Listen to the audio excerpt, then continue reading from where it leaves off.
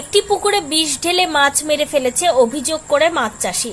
এতে প্রায় 2 লাখ টাকার ক্ষতি হয়েছে বলে দাবি করেছেন ভুক্তভোগী মাছ চাষি। মেরে ফেলার অভিযোগ উঠল রবিবার গভীর রাতে। ওই ঘটনা বড়োয়া থানার ঢেকা বীজকান্দি গ্রামের। এই ঘটনায় সোমবার পুকুর মালিক আলাউদ্দিন শেখ পুলিশে অভিযোগ দায়ের করেছেন। অভিযোগ পাওয়ার পর বড়োয়া থানার পুলিশ তদন্ত শুরু করলেও অভিযুক্তদের শনাক্ত করতে পারেনি। পুকুর মালিক বলেন, কয়েক বছর ধরে গ্রামের মসজিদ সংলগ্ন এলাকার এই পুকুরে আমি মাছ চাষ করে আসছি। মাছ চাষের ফলে কারো কোনোদিন ক্ষতিও হয়নি, কিন্তু এদিন রাত থেকে হঠাৎ করে পুকুরে মাছ মরতে শুরু করে। সকাল হতে দেখি পুকুরের সমস্ত মাছ মরে ভেসে উঠেছে। একটি বিষের বোতল জলে ভেসে রয়েছে।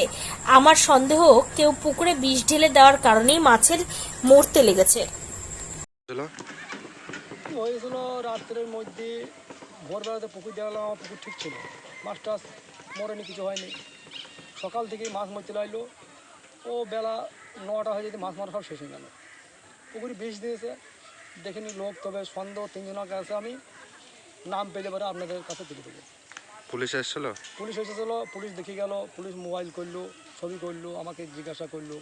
আমি একই কথা বললাম যে 3 জনকে আমার সন্দেহ আছে। 3 জনের মধ্যে আমি যেদিনই সন্দেহের মধ্যে আমি তাদেরকে পেয়ে যাবো, তাদের নাম আমি পুলিশের খাতায় তুলে দেবো। কি নাম আপনার? আমার নাম আলাউদ্দিন শেখ, বাড়ি? গ্রাম ঢাকা বীজকান্দি।